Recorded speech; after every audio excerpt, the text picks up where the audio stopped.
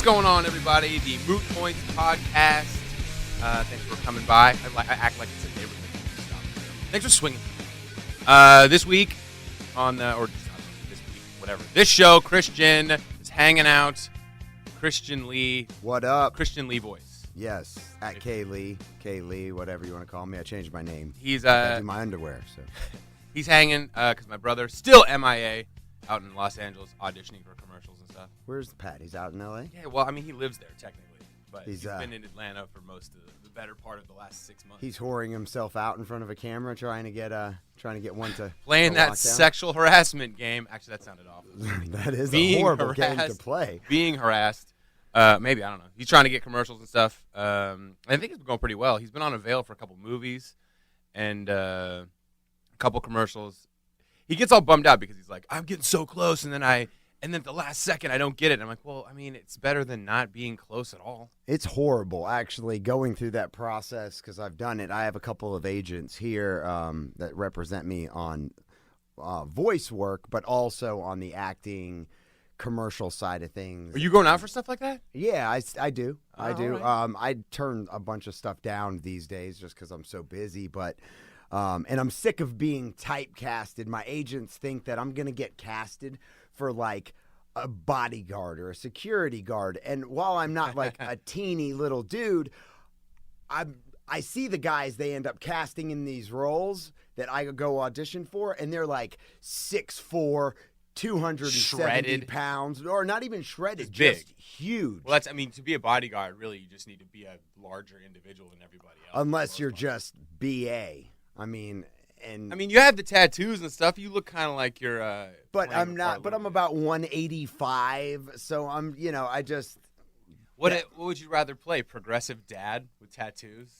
I don't know. I mean, that's what you are in real life. Yeah, I mean that is kind of what I am in real life. How progressive you are. I really like when I'm casted for the role of like, and this is gonna sound murderer or like just villain, prison. A guy that just broke out of prison, stuff like that. Or an inmate. I mean, inmate. Yeah. I mean, the tattoos are kind of hard to work around. Well, because, that's why. they can they can makeup. That's a lot of makeup. Unless they ask for it, though, most of the time I go in with long sleeves, even if it's 110 degrees outside. Yeah. I'm still. Why are you wearing a long sleeve? Because I don't want them to see my tattoos. I feel like you have to. Yeah, if you go in to play like some wholesome, suburb dad in a Target commercial, and then you show up on set, and then you're like, whoa, you got full sleeves. Like, yeah, well. You didn't ask. Yeah. And I was wearing a turtleneck during the audition. Yeah, I was wearing a turtleneck. Yeah, to hide that big FU I have, on my throat. So if you got how big would the role have to be for you to rearrange your radio life? Because I know you're in the mornings doing the Burt Show now, doing all of what Chase was doing, and then on air, depending on the segment. How big would the role be for you to be like, I'm out for the day, fellas? I guess it'd have to be, somewhat decent. I wouldn't be an extra, right? For it. I mean, like before Stranger Things 2 came out, I auditioned for 2 roles in that. And one of them was just like a 1 or 2 liner, but one of them was, and I haven't watched past the second episode yet. I just keep falling asleep, because I have to get up so early. But this one role I auditioned for, I was super pumped up about. I didn't think I had a chance in getting it, but but this was like a reoccurring role. He's in like 6 episodes. Oh, what do you know what the character was? The name? Or he's a punk rocker with a mohawk. He's a bad guy, I think, or something. He's got a mohawk. Is it season 2? Yeah. Okay, yeah. At one point in time, they're in 11 goes up to Chicago. Elle goes up to Chicago. I don't want to spoil it for anybody who hasn't seen season. Well, whatever. I mean, she's still alive. Right. She got those waffles. Yeah, I won't tell you why or what she's doing in Chicago, but there's like a punker, like a criminally kind of guy. But you would have been like they picked a dude who's like super ugly. Oh, really? Like skinny and like I don't know, maybe they make him look uglier too, but he looks like just haggard. I think you're POS, huh? Yeah, you're too good looking for that role. Oh, thank you, Brian. But for something like that, I would definitely, I would say that I used to get off when I did traffic. I got off at like 9 a.m. So with this role that I'm doing now, which I don't get out of here till like 11 or 12, so it would probably be harder to. I'd have to take off probably. I remember when I was working in Seattle, I was doing a radio show up there, and I would go out for a lot of roles. I don't really go out for acting stuff out here. I don't have an agent in Atlanta, so I have an LA one, but the stuff that I put on tape for him is like sitcoms in Los Angeles and stuff like that I've never booked. I don't even know how close I've come to those. Probably not very close since I haven't gone out there for any auditions. But I used to do like a lot of local commercial stuff, and and sometimes I'd have to leave the show at like 9:45, like as soon as our last break was done. I'd be like, shoom, just jetting out of there. And I remember once I was doing this, it was a trade show, and I was auditioning to play a hologram talking about a treadmill. Oh, that's cool. Like, that would have actually been pretty cool. Well, and I booked it, so I was going to tape this. I basically just had to read this monologue, but it was, oh man, I was wildly underprepared. Really? And it was like, it wasn't a really high-paying thing, and I was supposed to have like an entire sheet memorized. I had none of it memorized, and I was trying to do it by piece, and it was using all these crazy, complicated words about treadmills and just like the science. Well, like the science behind treadmill rotations and muscle. I don't even remember. I wish I could dig it up. It's probably in an email somewhere, and I just butchered it. It took way too long. They had to record it in segments. So, like, my hologram guy was definitely like... Was he blinking on and off? Well, you're going to see cuts. Like, and that's what the awkward... They wanted it to be one sole monologue that I walk around back and forth in this fake stage as a hologram. And then people at this convention would see this hologram guy, and I just destroyed it. Did you ever get video of you as the hologram? No, I never did. They said they were going to send it to me and stuff. They're like, we'll send you a little video of yourself as a hologram, and then as I started butchering the production, that they were like, "We're not sending you." Yeah. They're like, "If we can even salvage any of this, delete." Yeah, we're just gonna delete the whole thing. The agents I work with were like, "So what happened, man? They're saying that you like were really unprepared and stuff." I'm like, "Man, I just got off a radio show, and I was tired, and the thing was way too long. They wanted me to memorize. I got it like the night before. I don't know if that's They true. do that. No, but they do that though. Like my agent, and I mean a lot of times, and I'm not saying because they're slack. A lot of times they'll get, the call or the email saying that they need auditions tomorrow. And so that's when they're sending it out. Everything is so fast paced that sometimes you don't have like 5 days to prepare. Well, people don't know that there really is no appreciation for your time in that part of show business. Like, none. You'll audition Zero. for something, and they never sent you an email saying like, "Yo, buddy, thanks for coming in, but you didn't book role of punk rock Mohawk guy." You just have to. The show comes out, and you're like, "Oh, looks like." They cast someone else. Looks like, you ghosted on me, bro. Yeah, it sucks because you have to pretty much, so you don't just beat yourself up over anything, especially like when something like Stranger Things 2 comes along and you know that it's for Stranger Things 2. You know that it's a huge show, and this could be like your breakout role that's going to, hopefully give you an avalanche of more work coming in. Success and work. Yeah, and it's, but you have to pretty much go about your life and forget that you even did it. Otherwise, because if you're sitting there waiting on the phone to ring, chances are it's not. And then you get all depressed and you're like, man, I really wish I would have gotten that. You're like, that could have been like, now I'm just stuck in my old life. Yeah, my old life. How's life? It's taking forever. It's taking forever. Yeah, have you ever been to places that, I don't want to insult anyone's hometowns, but if you live in like certain rural areas in this country, that have like a ton of drug use and like extreme religion, like people get really religious. I've realized like the farther out in the middle of nowhere you get, the more drugs and Jesus make sense. Because it's like anything to help explain, like either I will need religion to explain to me why the afterlife will be a great, like hang in there, buddy, heaven is just around the corner. Or I want to numb myself to the rest of this whole voyage and just smoke my brains out of my head. Heroin and Jesus, they go together. So you just bought a new place, right? Yeah. How long have you lived in your house? 6 months. 6 months, okay. And it's how big a house? Explain or describe it. It's a house, right? Yeah, it's a house. It's a house. It's in a super nice neighborhood. I'm not rich by any means, but it's about 5,000 square feet. Okay. So it's pretty big, though. I have no frame of reference for that. I don't know how many square feet my townhouse is, it's the biggest place I've ever lived in since moving out of my parents' house at 18. So this is this is a big place. This is the biggest place I've ever owned. I mean, we've got, 4 bedrooms, 4 bath, and a finished basement that's pretty much the size of the footprint of the house. It's huge.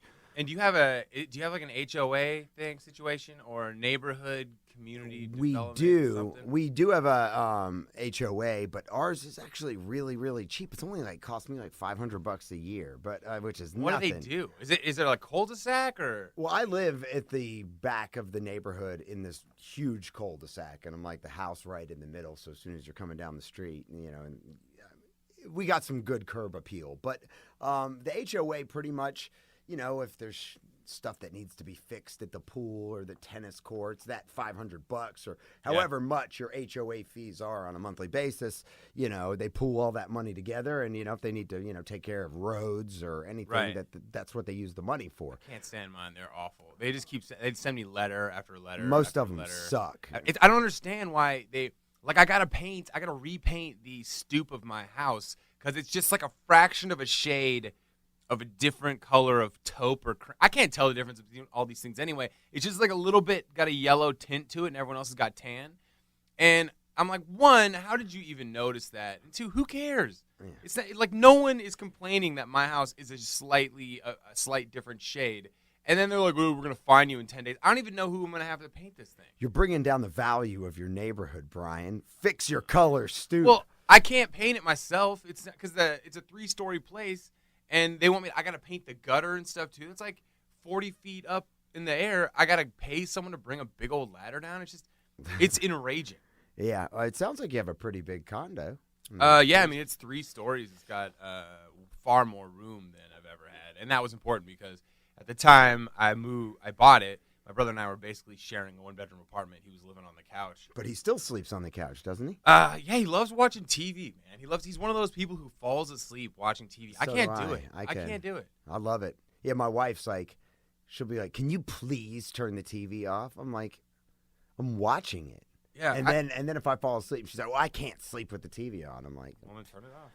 See, for me, it's not even that I can't sleep with it on or with it off or with it on. I don't know. I just feel like I sleep better if I don't have it on. Like I'll wake up I don't know. I feel like subconsciously whatever is on the television is just being pumped into my brain.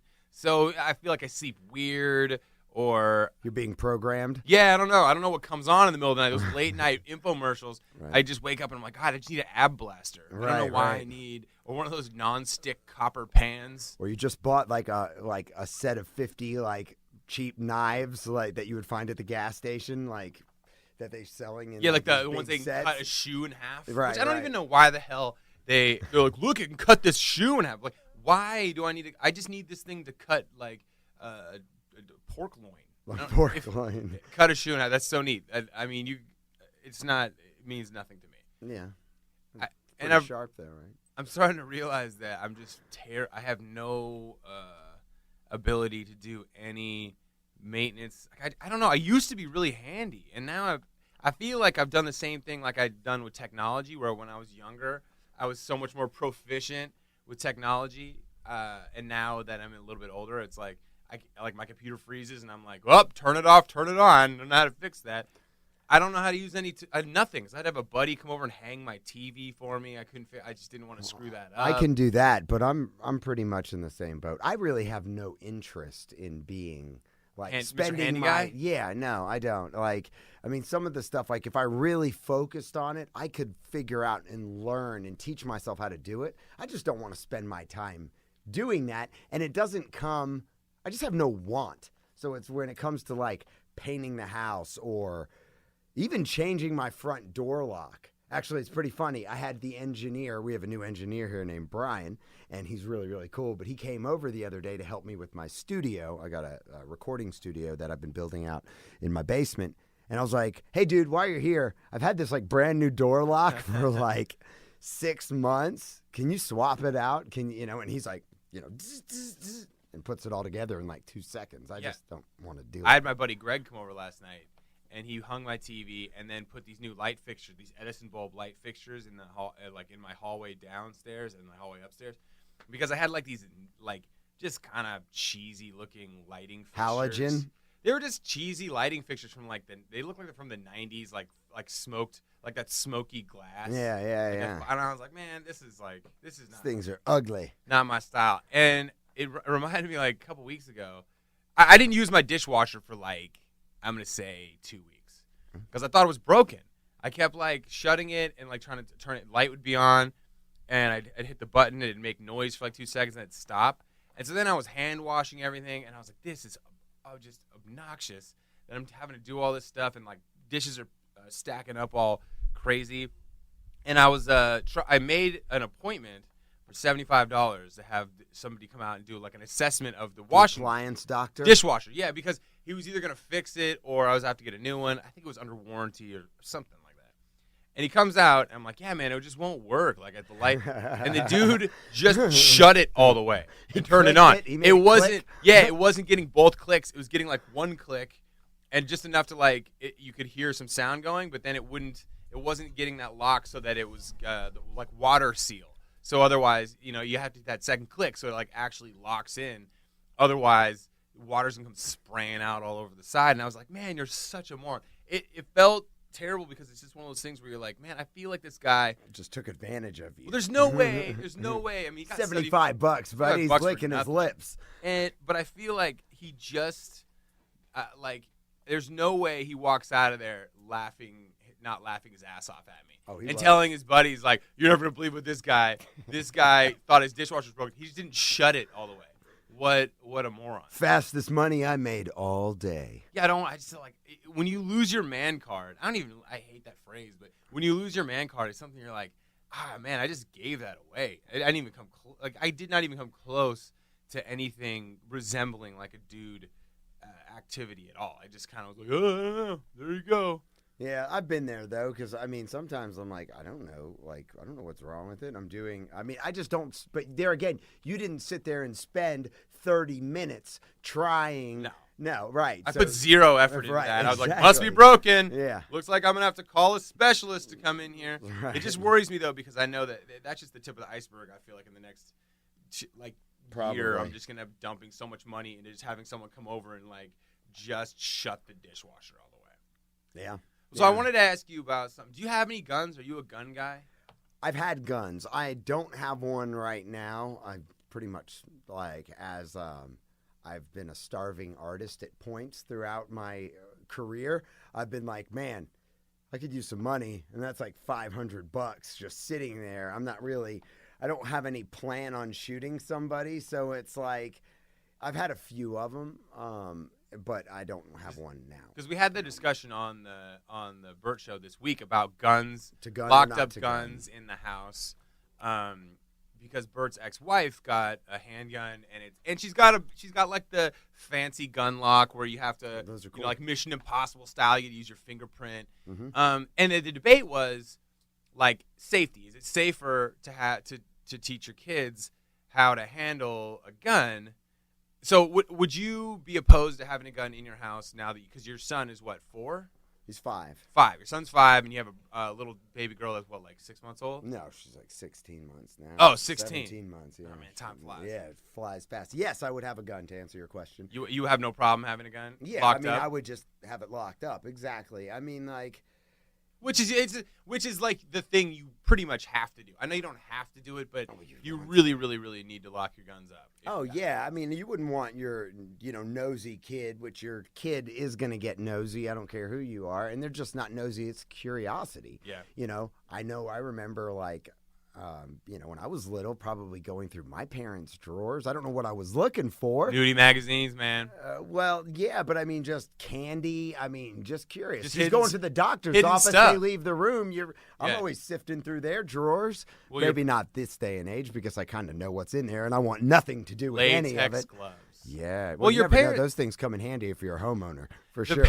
Your parents, though, you just wanted to know anything they had hidden from you. It was hidden for a reason. You wanted to know what it was and why it was there. See, here's the thing. I went back and forth. I grew up not with a gun in the house. We had BB guns. And I think BB guns, people will be like, well, BB guns. Like, no, because within 15 minutes, one of us shot the other one with a BB gun. And we're all fine. No one's dead. We had BB gun wars. That's not something you can do with a regular gun. But then again, I did grow up in the country with a bunch of rednecks and hillbillies with guns. And I remember in high school, like, someone would be like, hey, man, let's go shoot the 20 gauge. We'd be out in the woods just shooting at stuff with a 20 gauge shotgun, just walking around, like, completely dangerous. The interesting debate for me was, if you're going to be a gun guy and you're going to go hunting, okay, I get it. You definitely, if you want your kids to hunt, I totally understand the, having your kids shoot, practice shooting, get better at shooting, learn how to handle a firearm, never unsupervised.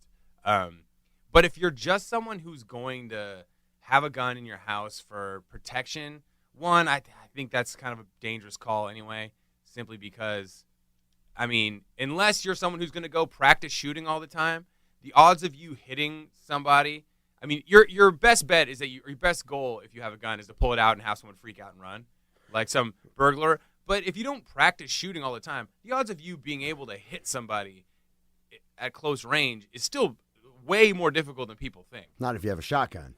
Well, yeah, but I think we're talking about handgun. Like, people who are like for gun for safety usually don't have a shotgun. Well, it's usually like a 9mm or probably just a 9mm, because if you get anything bigger than that, like, you can't. Those to keep those things straight when you fire them is ridiculous. Well, I would think though that even if you're not that good at shooting it, and you have, even if you don't hit somebody, if someone breaks into your house and you fire a shot into the wall, chances are they're going to be like, oh, hell, this person's got a gun. Right. I'm not, I would think most people when they break in your house are not they're expecting to, there's not going to be shots coming at you, and I would say probably 98% of those people, if shots were flying, they're probably not going to sit there and try to have a gunfight with you. Right. They're going to want to get the hell out of there. But yeah, I don't know, man. I grew up, this is probably the most irresponsible thing thinking back, and I loved it. So when I lived in New York, I was, from the time I was born till I was like 8, the woman who kind of babysat us, who would like pick us up from school, and I say pick us up, she'd walk down a few blocks to our school, walk us home. She ended up marrying a Suffolk County police officer, Suffolk County being in Long Island, New York. And these people they ended up getting married and whatnot. And these people were like my second parents. And this guy was so cool. As I look back on it, we would play dress up, me and my brother. Like, he would literally let us play. We'd put on bulletproof vests. We'd walk around with his guns. They weren't loaded. They were just laid out. It didn't, I'm talking like these days. Crazy 80s, man. Crazy 80s. This guy was so cool that we would be driving down the road. I could remember, and probably this isn't cool. I would not want my kid in the same situation just because now I know better. But we would be driving down the road with him. He'd have a Budweiser in between his legs. Yep. We'd pull off on the side of the road, and this guy is a cop off duty, and he would let us unload at signs on the side of the highway. Man. Yeah, this this cop is not the pinnacle of he's decorated, duty. Actually. Well, yeah. I'm sure he does a great job at it. I'm sure he doesn't do that anymore. Yeah, that's just wildly. One, it's illegal. Oh, very. Firing at signs, drinking a beer while driving down the road with some 6-year-olds. I remember I feel like the stigma has changed on a lot of that stuff though, because I remember my dad drinking a Budweiser while we were driving when I was probably like a first grader, and I was like, "Hey man, you can't drink and drive." And he's like, "Brian, it's not, you can't drink while you're driving. I only drink at stop signs." And I was like, "Whoa, loophole." Yeah. I think I remember telling a teacher that or something. See, I never. Back then, she looked at me like your dad should be in jail. I think I'm a few. Like, he did. He did go to jail eventually. So right. It caught up with him. No, I think. I didn't know any better. I didn't know you shouldn't drink and drive. Well, you're 6. You only know what people tell you. 6, 7, yeah. But it was so much fun. And those were great days when I think back on it. But I've never that didn't make me want to go and shoot a gun or go sniff out a gun to just go bust caps, anywhere. If I owned a gun, I would be a lot more responsible than he was, but I just didn't even think people thought about it back then. I mean, They're like, rub some dirt on it, you'll be fine. He's around guns so much that desensitized. I mean, you can't really rationalize the behavior because it's not appropriate. I think though we have a knee-jerk reaction to feel like, oh man, I mean, I did all this crazy stuff because I remember like walking through the woods as a freshman in high school with like 5 of us all with 20 gauge shotguns, just blast shooting at birds and pine cones and signs, whatever we found in the woods, like old broken down cars and stuff. And I would never want, if I had a kid who's a freshman doing that, and I feel like, well, I was so much more responsible. No, I was the same amount of irresponsible. I just survived the whole thing. Right. Now, I think, though, I was having this debate yesterday with somebody, because I'm not anti-gun, and I know as soon as you start going down that road, we're like, we need to get rid of all guns. I mean, I definitely think there needs to be some changes in terms of the caliber of weapons that some people can get, because they get in their hands with the wrong people, and there's some mass casualties as we've had, in the last couple months. There's been some terrible, terrible ones. Horrible. But I just don't know that there is a solution. Oh, you can put it.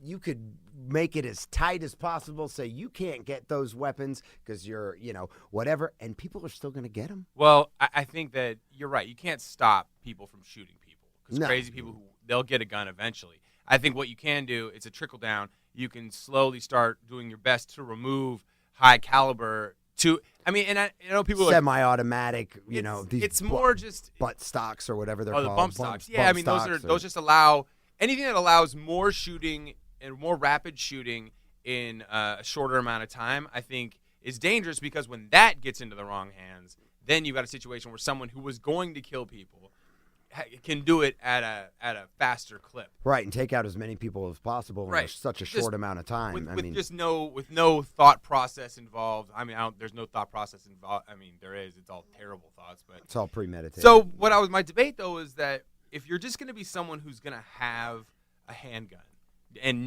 you're lock it up and you're never gonna take it out of the safe, except every once in a while, I'm sure, to go practice with it because you need to practice. You can't just shoot one time at a gun range, be like, there we go, in case someone breaks in. That's dangerous. You need to know how to aim the thing. And shooting at the gun range, I mean, it's kind of a release. It's fun. I like shooting. I mean, like, I don't do it very often, but, it's. The debate I was having the other day was someone was like, well, do you want, if there's a gun in the house, it'd be reckless not to teach your kids how to use it just in case. I'm like, one, I never want them using it, even if like a burglar breaks in. I don't want them making the decision to try to go defend themselves. I mean, sadly, I want you to hide, do whatever you can, listen, whatever. Like, if a burglar wants to steal stuff, let him have everything. I don't know. Someone asked me, like, well, do you want your kids to be afraid of guns? And I'm like, yeah, kind of. Yeah, I do. I don't mind that.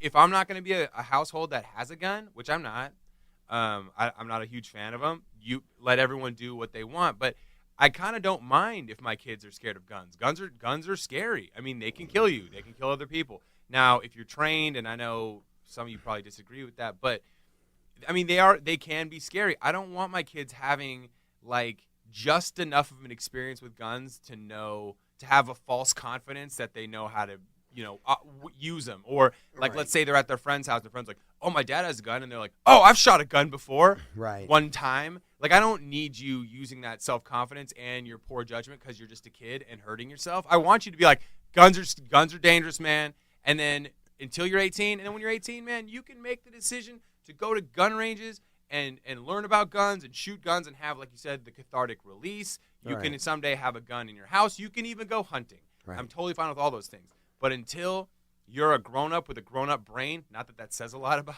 not that a grown-up brain, grown-ups make awful decisions all the time. Hell yeah, we do. But you know what I mean? Like, until you can make decisions on your own and you're physically capable, I kind of just want you being afraid of guns. I'm okay with that. See, I think, like, when my kid, like, if and when I do get another gun, and I probably will, which I'll keep locked up just for anybody. I don't want to make anybody mad. Of course.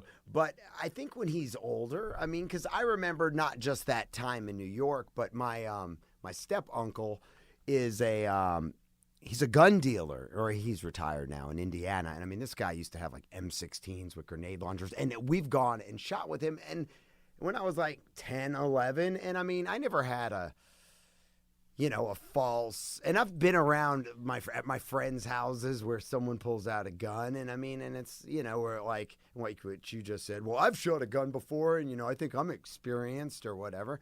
I would probably take my kid to a range, and when he's 10 or 11. If that's something that I guess I got to feel how his progression is also. If he's kind of like off his rocker at 11 obsessed years old. with guns or just, because he's upset. He likes guns now, but he likes Nerf guns. You see all these these assault rifle Nerf guns that Bert's kids have every arsenal. They probably have $1,000 in those Nerf dart guns that dude, those things are, it's like I see those Nerf guns. I saw some at Costco.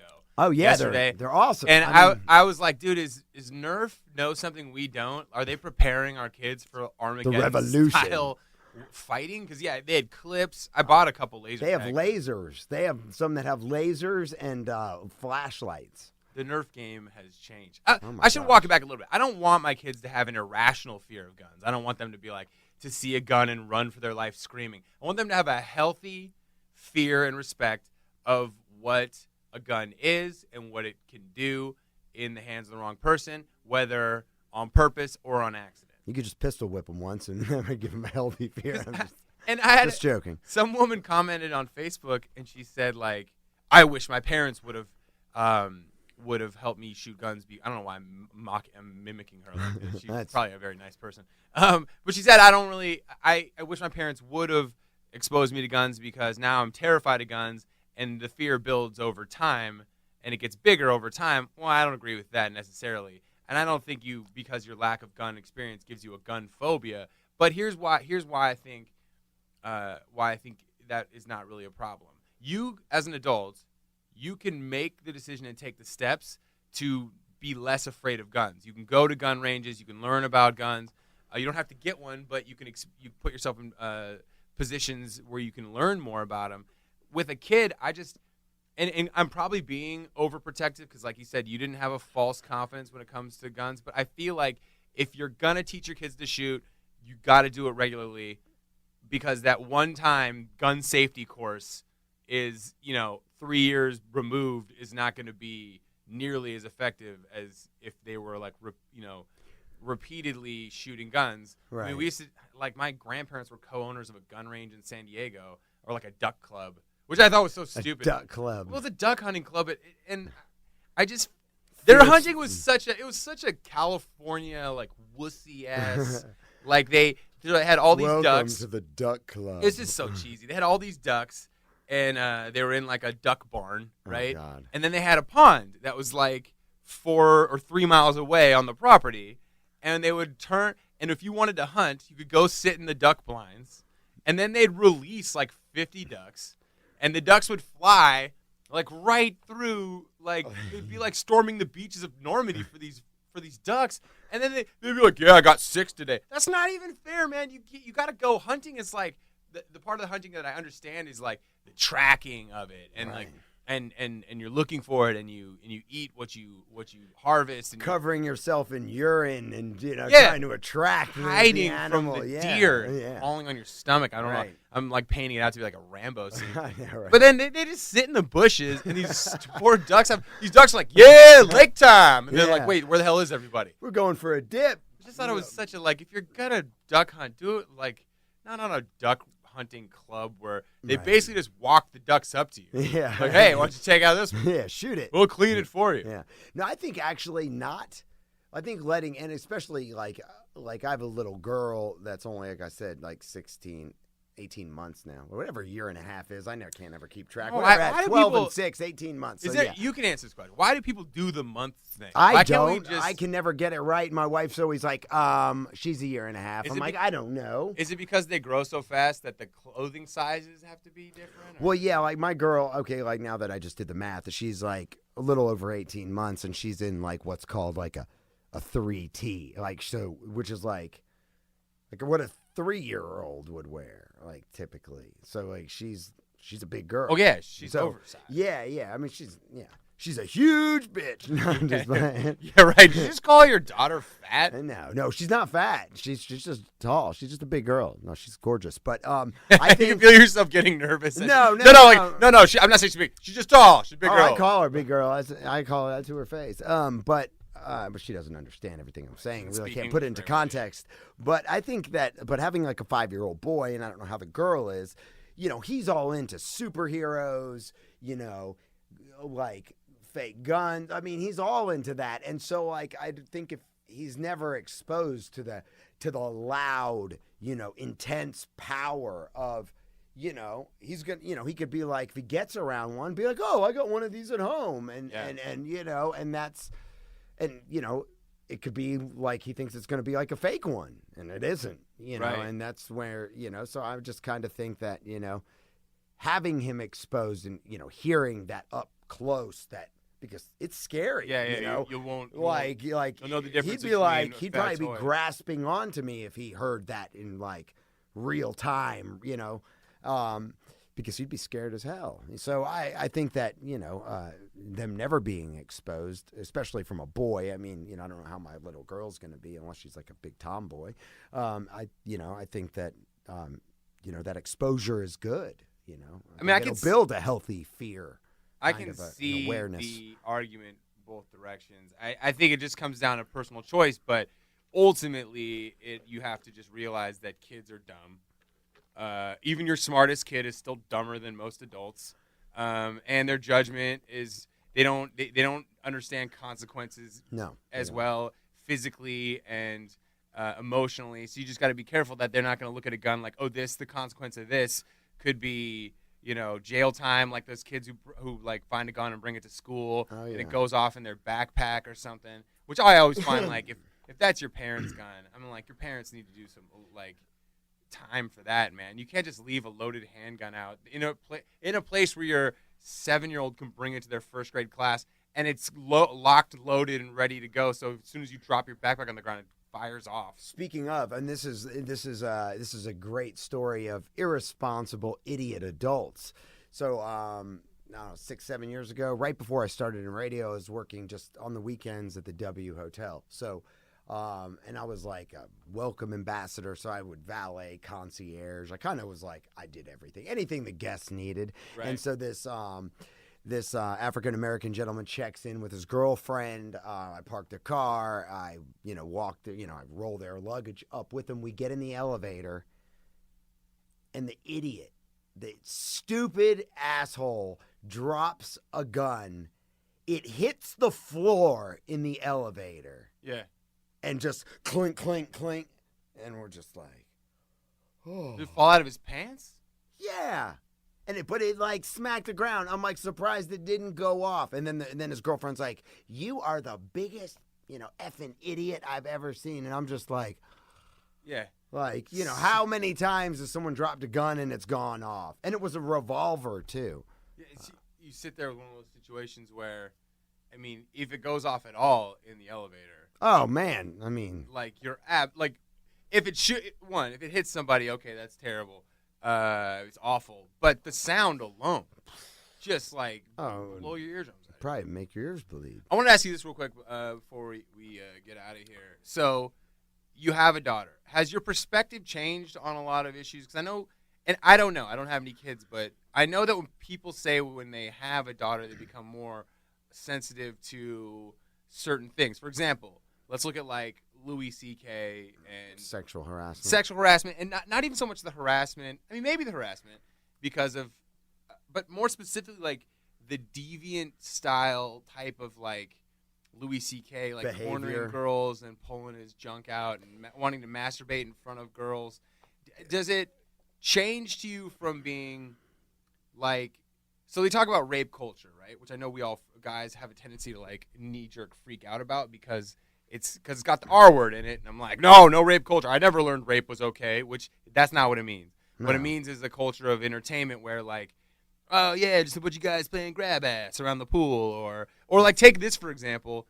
And I know it's a funny scene in a movie, but there's a lot of movies that portray guys being able to get away with it. It's funny, right? Like remember Sandlot, Squints, right? Right. When he pretends he's drowning so he can make out with Wendy Peppercorn when she's Right. giving him CPR. Ha ha ha ha ha. That's funny. But he like stuck his tongue in her mouth, and we all laugh at it. When really the poor girl just got tricked into getting this little boy's tongue in her mouth, and it's funny. It's like that kind of environment, and I know that's extreme, and some of you are probably like rolling your eyes, which I get. But what I'm saying is, it speaks to a larger issue where like we laugh at those things until it happens in real life, and then we're like mortified. So when you take the Louis C.K. incidents, does it change when you have a daughter? And it shouldn't, but I think it does for men. Does it make you more hypersensitive and hyper aware to like things that impact women specifically? I guess I don't want to sound like an insensitive male. I guess it really hasn't. I mean, I know. Well, she's so young, so maybe she's it so hasn't. young. I mean, and of course, like, I mean, I love my boy. He's like a spitting image of me. Like, I mean, he's my dude. You know, but I'm but like, and I'm protect him with my life. But but like it does. Like when I see this little girl, I'm like, oh man, like she does. Like when I look at her, it like does something to me. Like, yeah, I'm like, we'll protect her with my life to the end. But I mean, dudes are creeps. And not all dudes, but they can be. They can be real creeps. I think genetically, it's hard to be honest with these conversations because it's like you don't want to put yourself in a corner as like, or say something that could be misconstrued. No, you don't want that audio clip that makes you sound creepy and disgusting, like Donald Trump or something right. like no that. grabbing on Yeah. any and Billy Bush. Hollywood. I'll be Billy Bush. So I think that Grab it's it. hard to have the debate, but I agree that technically I think men are genetically wired to be a little bit more creepy. And then women are, and I think it just comes down to maybe sex drive and things like that. Now, trying to rub one out in front of someone or weird, sexual assault or grabbing someone is a decision you're making, and it's wrong. Yeah, that's weird. That's like a fetish or something that's just, I mean, that's very bold. Like, It's I mean, a perversion, I'm not sure. yeah, I mean, it's just a bold perverted move. And I'm not scared to talk to a girl. I've never been. Like I've always kind of had like the gift of gab. I'm an outgoing, individual. And I mean, if there's a girl I've ever been interested and I want to get to know her, I want her, whatever, a conversation. But I mean, like, and if it, nothing works out, then nothing works out, but that's just creepy. The whole Kevin Spacey, Harvey Weinstein. Well, I think Kevin Spacey, and maybe all three of them, they're just using their status, in this world to, put them in situations, or they think they can get away with it, where it's like they don't have to let things happen naturally or organically, or they can't just accept the fact that it won't happen, because because the person's not interested. So they're just going to do what they need to do to kind of get off, I guess you'd say, and then just, and move on to the next. I don't know. It's weird. It's all the decision to make to do those things is, one, it's illegal in a lot of circumstances, horrible, depending on what it was. But it's also it's awful. It creates an awful environment for women.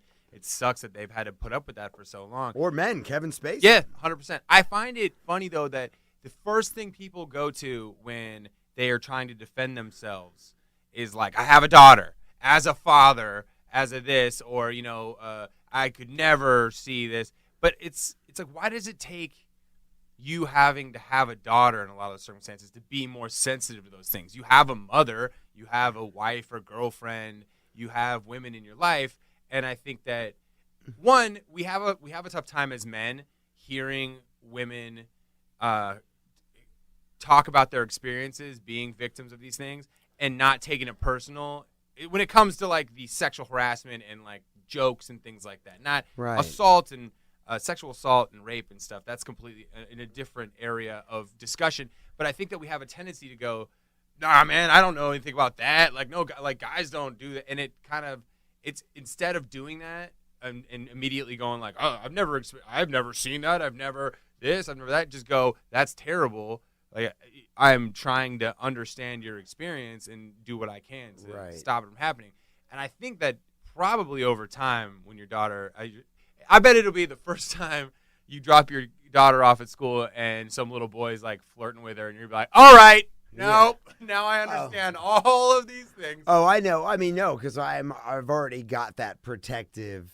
And I guess maybe why does it take having a daughter, I guess sometimes is because, your mom, even though she's your mom, but she's an adult, and as you're growing up, you don't feel that, unless something like happens to your mom that you need to protect her. You don't have that like built in, like, with my daughter, it's like, there's this instant love, and there's this instant, I'm going to try to protect you from everything. I'm going to keep you alive, not because it's illegal, but... And then there's the side of it when you get older, it's like, I ain't being a granddad when you're 16, you know what I'm saying? Like, that shit ain't happening, pardon my French.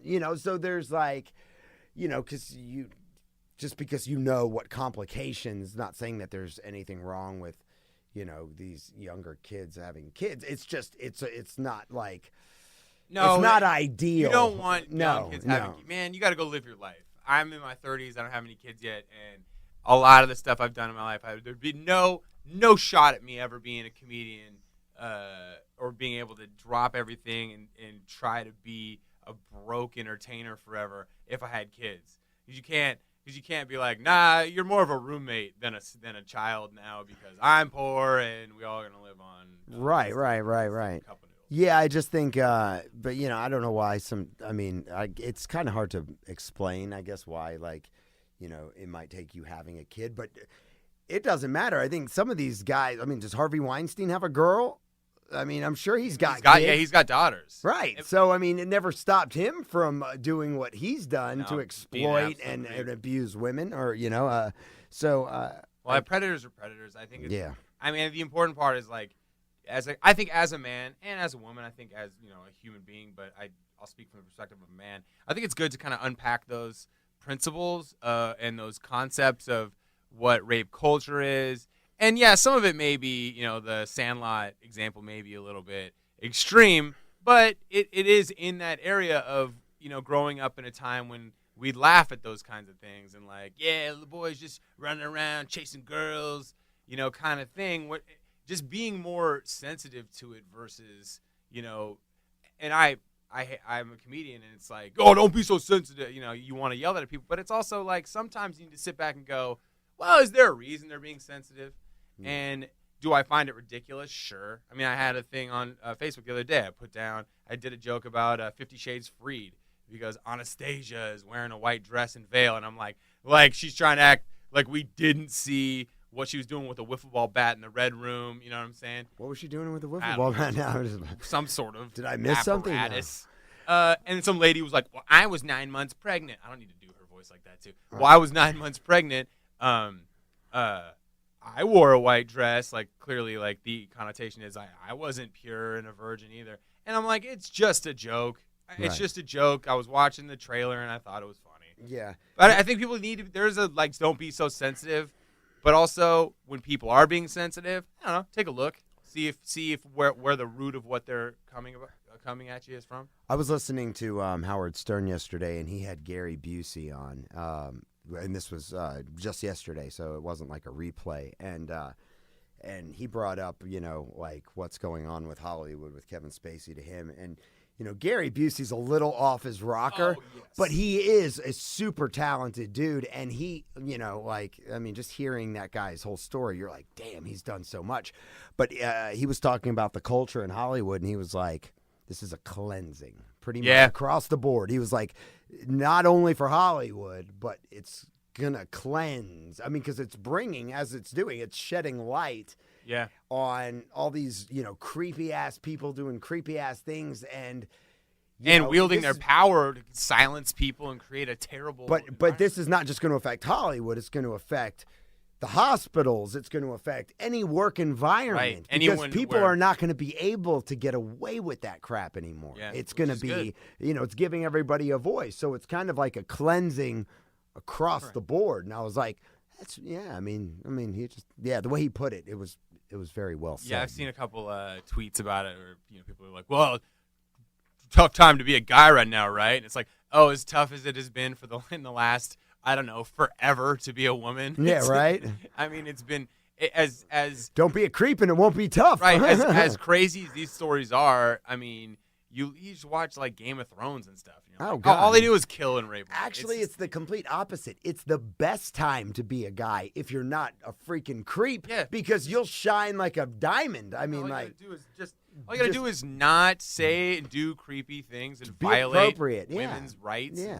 To be free people and not have guys try to grab them. It doesn't mean you can't. And that's where I'm kind of like, you Well, hope well, it doesn't go where you can't express, like, oh, I can't even, you go out and have a good time with a girl, you guys are drinking, and, you feel a vibe, you go to try to kiss her or something, and she's like, oh, like, he expressed that he's interested in me. You don't want to be like, you don't want it to get to that point where it's like, oh, he hit on me.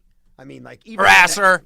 Yeah, exactly. Oh my God, so it's a fine line between flirting and being a little bit of a harassing creep, and that line usually falls right around how good looking you are in terms of the interaction. Right. I mean, it's sad to say, but if you're a hot dude, you can get away with a hell of a lot more in terms of like a pickup line, quote unquote.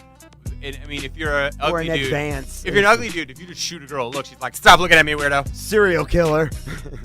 Fun. All right, man. Well, I wanted to talk about all the dumb stuff I did and Christmas coming up and gift giving and how terrible I am with that. But we'll do that on the next episode of the Moote Points podcast. Maybe Pat will be back in. Khristian will be here, and we'll be hanging out. Thanks for listening. You can follow us on Twitter. Khristian, what's your Twitter? We gotta get at beef up your followers. Lee Voice. Kaylee Voice. That's right. I'm at Moote Points. The Moote Points podcast. Yeah. Thanks for listening. Take it easy.